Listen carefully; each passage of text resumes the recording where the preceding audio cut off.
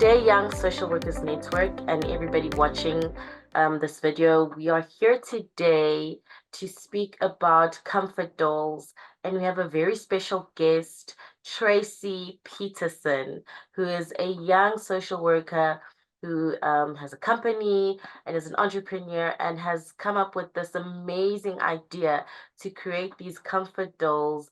And we're going to hear more about these comfort dolls from Tracy herself. So, hello, Tracy. Welcome to Young Social Workers Network. How are you doing? Hi, I'm doing great. Thank you so much for this opportunity to discuss what I've been doing and the initiative behind it. So it's a good day. I'm so excited to hear all about your journey that has brought you to this point in time where we're here together talking about this amazing initiative. Just before we get started on the business, I wanted to find out from you what made you become a social worker. Just tell us a little bit of background about yourself.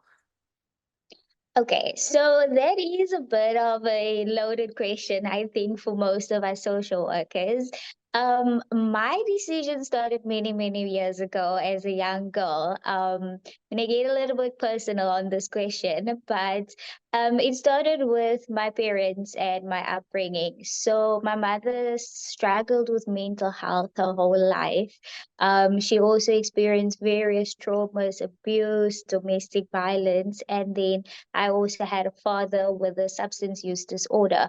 And, going through all of that, I have two other siblings. And I was fascinated. This might sound weird to others, but I was fascinated by the way that the three of us were brought up in the same environment, yet made different decisions and dealt with things differently.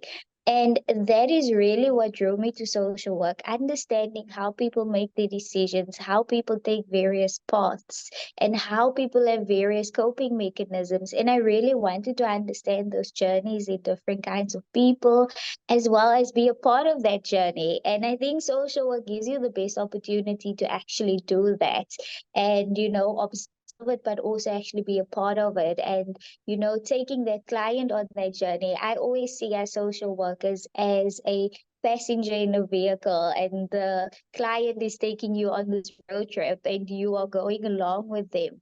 So that is really my drive behind choosing social work. Is basically, I think it's always been a part of my life, and I see social work as a calling. So once you have that, desire or that interest, that is where you will be going, whether you fight it or not. I actually studied psychology first, and it was like, I was still missing some kind of part. And that's when it confirmed to me social work was definitely the path for me. Wow, that is amazing. Thank you for sharing that. And I think what I want, what I'm getting from what you've just shared is that social workers are wounded healers. That's what we're called. And I think we live up to that over and over again. Every time you hear a social worker tell their story, you can hear how they had to like fight against something and overcome it, and here they are now fighting for other people to overcome their situations at home. So I mean, thank you for sharing that personal story, and I wanted to know more now about your business. So how did you start this business of making comfort dolls? So I will actually pull on something you just said, wounded healers. And I think that is also where my idea for the business came from. I went through what many social workers could identify with. I went through burnout. I went through some organizational trauma.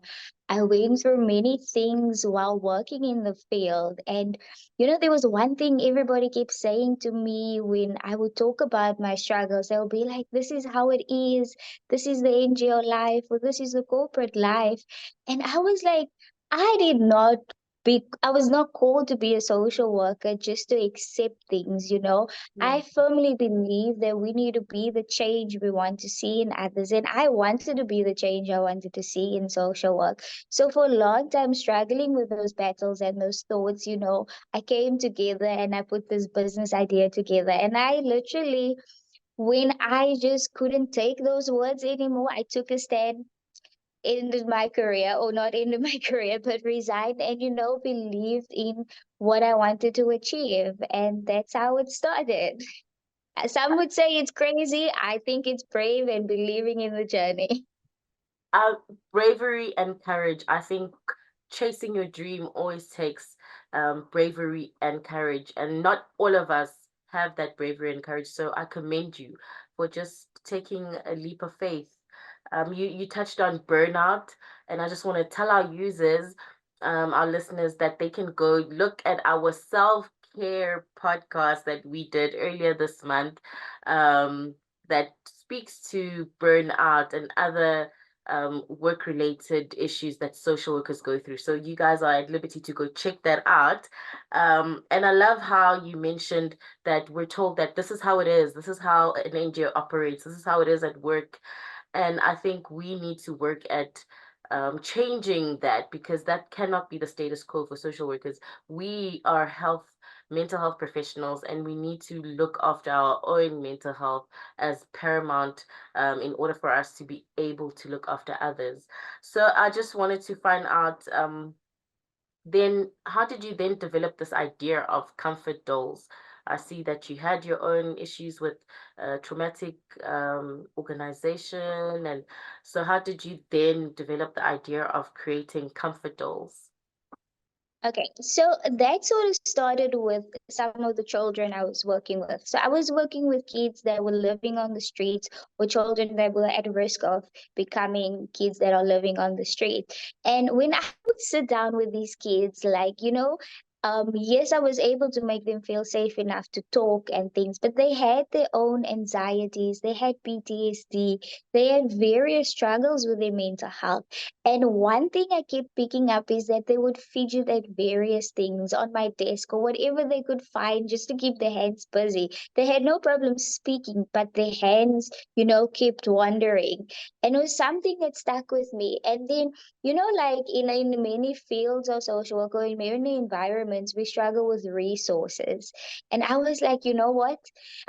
You get sometimes these donations, you get things that you don't know what to do with. And my mom, as when I was little, my mom taught us, even though I have brothers, she taught us sewing skills, she taught us cooking, she taught us baking, everything, because she was determined that every child or every adult needs to know how to do that.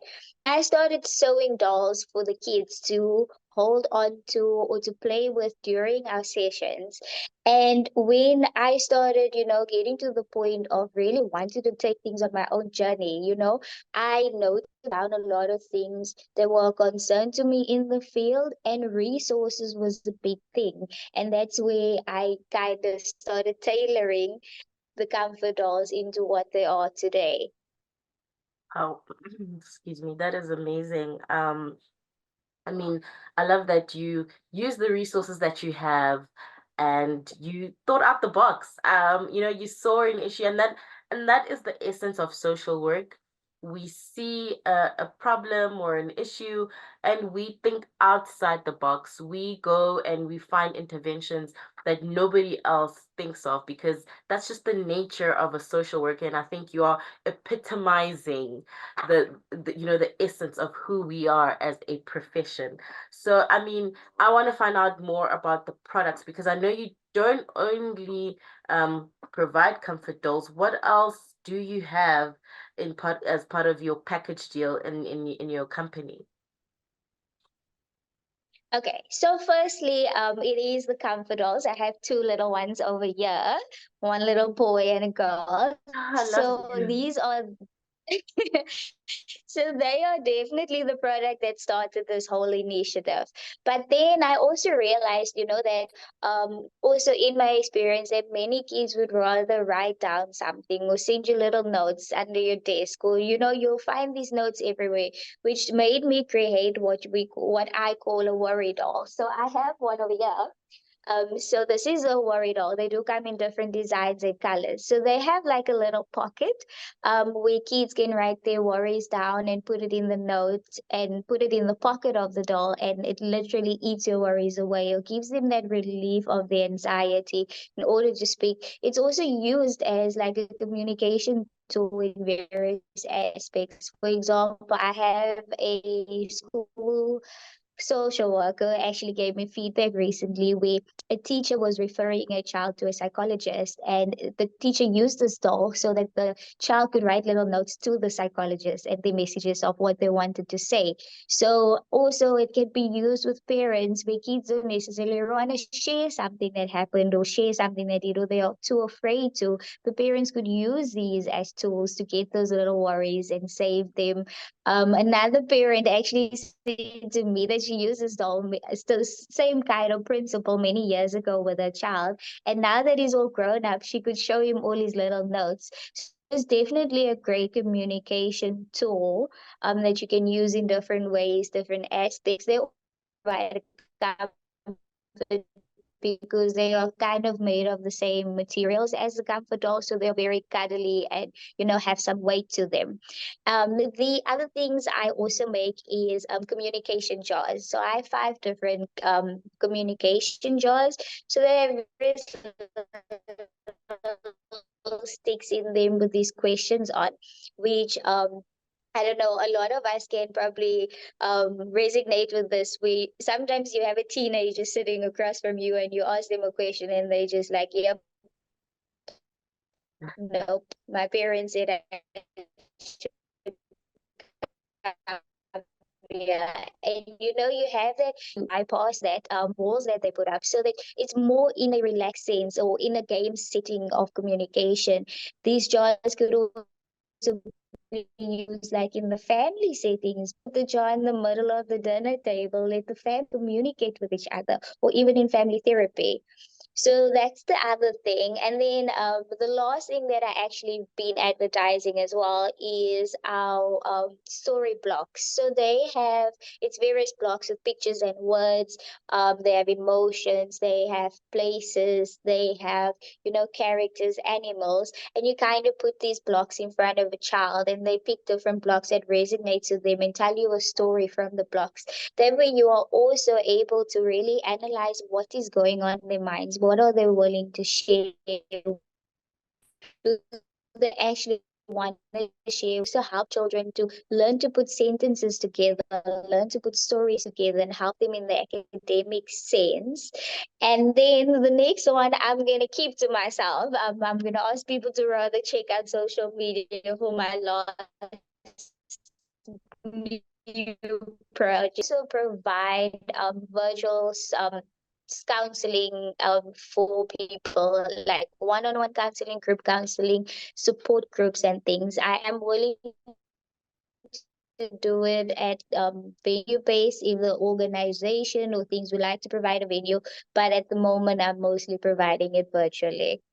So yeah, that was a mouthful of what I'm doing, but yeah. I mean, innovation. That's the one word I have. I think you've changed the game for anyone who's watching who is in the therapeutic space, or a parent who is finding that their child is suffering with anxiety, whether at school or anywhere else. And I think you are really changing the way that we view toys. I mean, just as a concept. And I wanted to know, how do comfort dolls differ from just normal toys? Because I mean, we can have dolls and whatever, like teddy bears. So how do comfort dolls differ from those toys?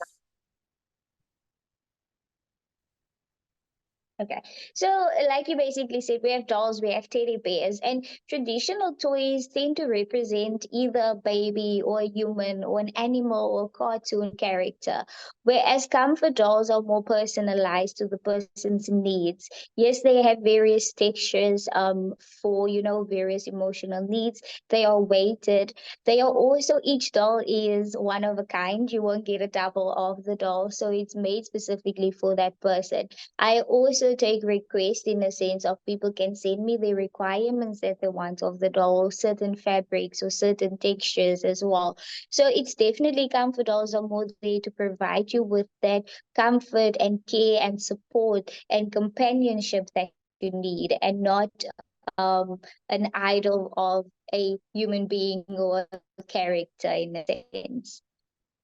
Okay, so I mean, my mind is racing because you spoke about a few things that I want to know about. You spoke about various textures and that it's weighted. So can you just maybe give me a little bit more on that? Because I'm assuming there's a sensory aspect to it. And so how does that fall into what does it do? What's the purpose of the textures and the weightedness of the comfort doll?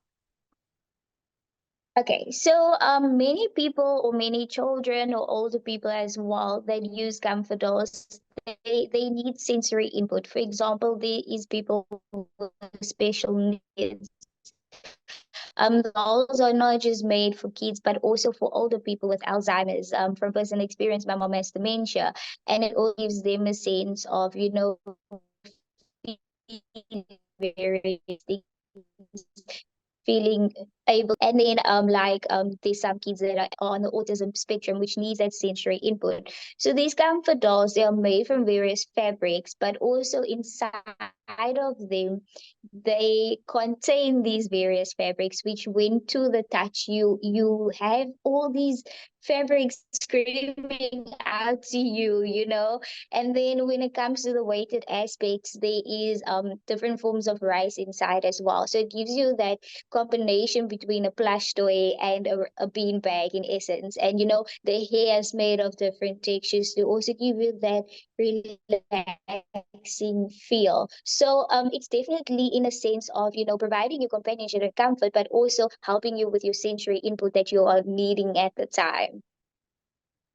Thank you. That I think that puts a beautiful picture, especially now that you've mentioned Alzheimer's and dementia. So I wanted to know, are there any ethical considerations to the distribution or the making of comfort dolls, seeing as how it does sort of speak to the therapeutic space, as well as the healthcare space. So are there any ethical considerations that you need to have or keep in mind when creating these dolls?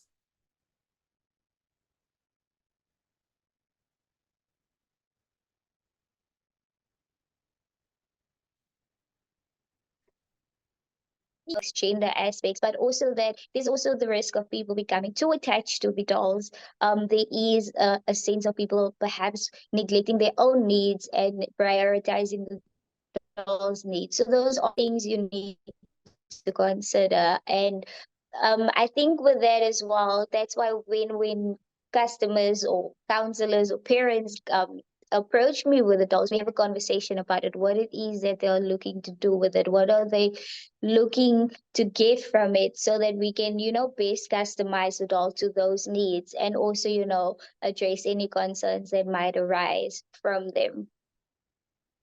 Okay, so I mean, what I'm hearing is that you do have that whole ethical consideration in terms of having a conversation with the parents, probably educating the caregivers who are requesting these dolls for whether it's their children or their parents. And I mean, I wanted to find out, but I think you've touched on it, whether it's suitable for different age groups. But maybe just to have a little bit more information, are there any differences in terms of how you create comfort dolls for different age groups? So if you're creating one for an old person who has Alzheimer's or dementia, does the comfort doll differ outside of it being unique? Does it differ from the one you create for a teenager or a young child who has anxiety?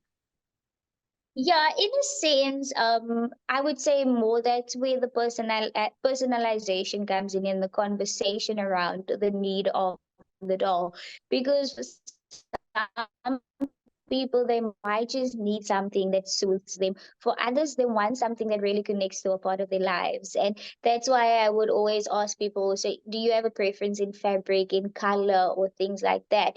because older people with Alzheimer's, they might have a different need. They might need something that reminds them of a part of their life or reminds them of a calming aspect in their lives. And maybe we could incorporate that into the dolls in terms of color or type of clothing. For younger kids, maybe it's just a companion or a friend that they want to have, or something different. So definitely there is considerations into that, which is why I always firstly send pictures and I say this is what I have, but if you can communicate with me, we can make changes. And this is also something I did with a forensic psychologist, or a forensic social worker, I speak under correction. She approached me initially. She ordered two of the dolls and she was happy with them. And then she also sent me specifications that were more tailor made to the type of clients that she was seeing, so that they are easier able to identify with the doll as being a representation of who they are, so that they can disclose the information or disclose what has happened more accurately.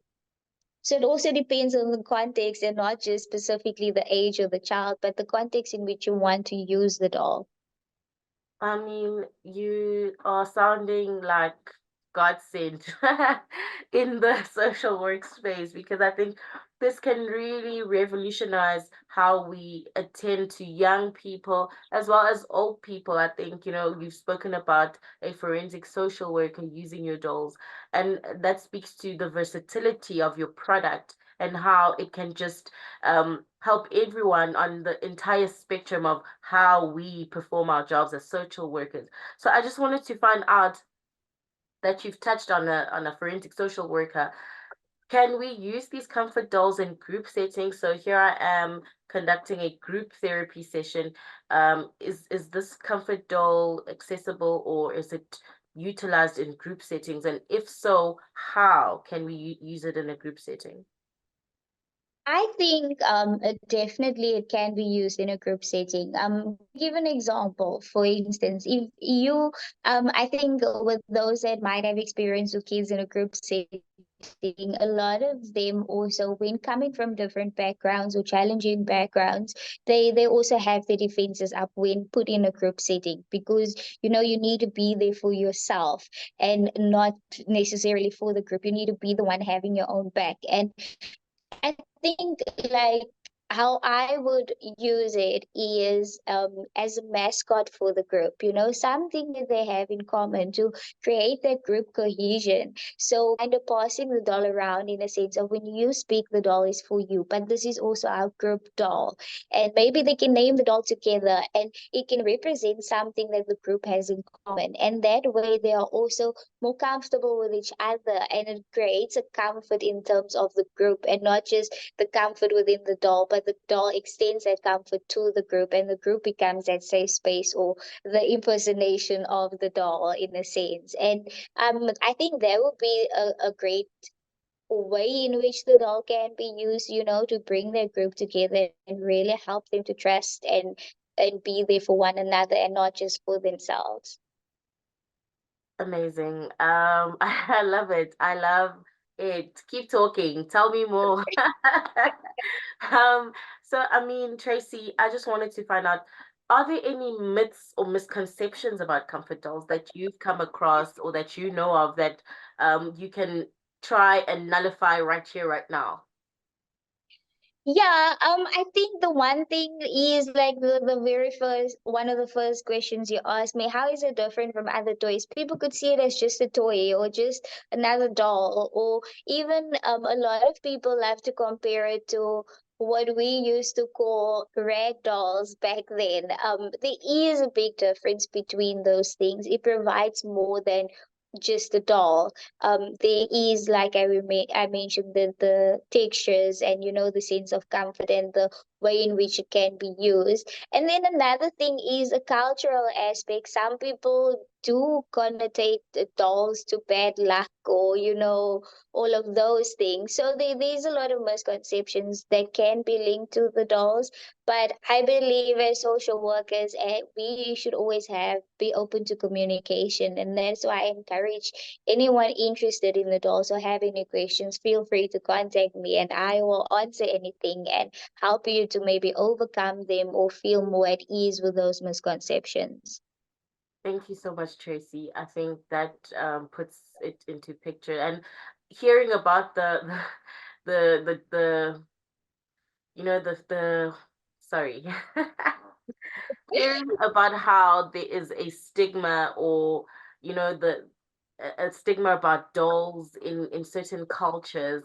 I think there is that cultural aspect of where you have to consider how other cultures view dolls as a concept, in terms of just therapy or comfort. So I just wanted to find out more about, what are your plans? What are your goals for your company? I mean, you've spoken so much about so many things, and I think it's amazing. It's mind-blowing, this whole idea that you've had and that you've put together. What are your goals for your company going forward? Okay, so yes, there has been a lot of attention on the dolls and some of my toys. The reasoning behind that is that these are the first products that I really, put out there. But the goal for the company is, like I mentioned, I am a firm believer in be the change that you want to see in others. And the number one goal is actually based on one of my personal experiences. And I think a lot of social workers out there can resonate with what I'm about to say. Sometimes you come home to your family, your husband, your partner, whoever, and you're like, I am so exhausted. And they are like, how can you be tired? You sit behind the desk the whole day, or you on your computer the whole day. What are you talking about? And I truly got to the point where only once you are in the field and you say that to someone in the field, that they truly understand what you are talking about, they'll be like, I know, hey, it's a kind of tired that you nap and it doesn't go away. And that brought me to the point of, I really want Social What Pty Ltd to have its own social club for social workers, social work managers, and social auxiliary workers. So the aim is to create a social club where all the members, or whoever is available on that particular month, we have a social event where we all come together and we are able to just interact with one another. We are able to say what's on our minds and be understood. So that is on the very near horizon. We're launching the social club and hope that many of the viewers will be joining that space for social workers to also have their own comfort and their own sense of safety. And then another major goal for me is, empowering women and job creation. So many women are still today suppressed, or have never worked, or, have been raising their kids for their whole lives and now see themselves as being alone or not having anything, never being in the work environment. So I want to create workshops for those women where we'd go through, I so I redefining those labels or removing them, and then also them discovering who and what they really are, and then creating job creation, or not job creation, job readiness workshops for them, and eventually getting to the point of having those women be the ones to create these comfort dolls, being the ones to create these toys, and being the employees of the company. So in a nutshell, it's definitely creating a safe space for social workers with a social club, empowering women, and job creation for those women. I mean, we cannot ask for anything better. I think you've spoken about the social club. And for me, dealing with people's emotions, dealing with people's struggles can be a very draining activity. And that's where the exhausted feeling comes from, even though you've been sitting at your desk. And that's where we get to understand each other's as social workers, and understanding that we do use a lot of energy. It takes up a lot of energy to be there and hold space for someone. And I think your idea to create the space is amazing. And I hope that you can definitely get it off the ground because self-care, like I said, self-care is important.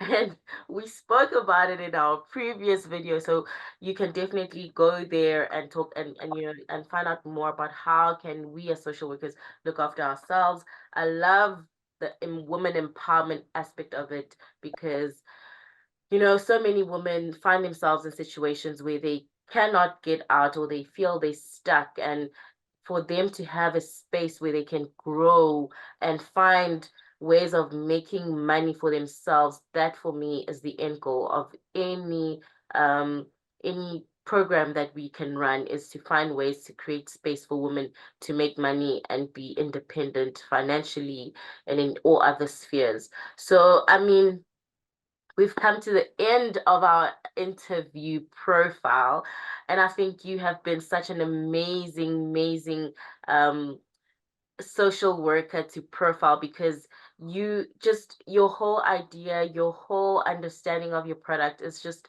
it's out of this world. I'm so inspired by you, and I hope that this interview will inspire other social workers to go for it, go for your idea, go for that big dream that you have. Do not sit back and relax with it. And so, Tracy, as we round up, I wanted to know, firstly, how can people contact you? And then also, what word do you have for social workers out there who may be scared to go after their idea or start that company?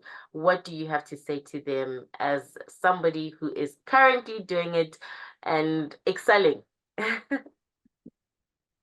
I think let's start with that last part of, inspiring others to go after their dream. For me, it was that I truly believe that I was here for a purpose. I've always been that personality that some people might want to squash like a little bug, and be like, I was always the one asking the questions, asking why. If you ask me, Tracy, can you do A, B, and C? I'm like, why are we doing A, B, and C and not D, E, and F? Like, I would always be that person. And for a lot of people, that is a challenging personality to deal with. And I was like, you know what? um I'm gonna bring a bit of religion into this, but I'm gonna say that I got to a point of saying, God made me this way, and I got to a point of loving who and what I am and who I became as I grew older and even just grew. And I was like, there is a reason for me to have this personality. There is a reason for me to have grown into the person that I love. And I then need to be that person to back myself. And if it is that you love who you are, you need to believe in who you are and what it is that you want to do. Um, for the love of yourself, you need to let go of self doubt and fear. I am not saying, however, all social workers going quit your job now. Let's not say that. But I'm saying that for the love of yourself, really believe in yourself and let go of fear so that you yourself can trust in who and what you want to be and continue to be. So that's the one part of the question. Being able to contact me would be best for questions on the business's WhatsApp line. So that would be, I'm going to try and say the number very slowly. It is 061 519 3942.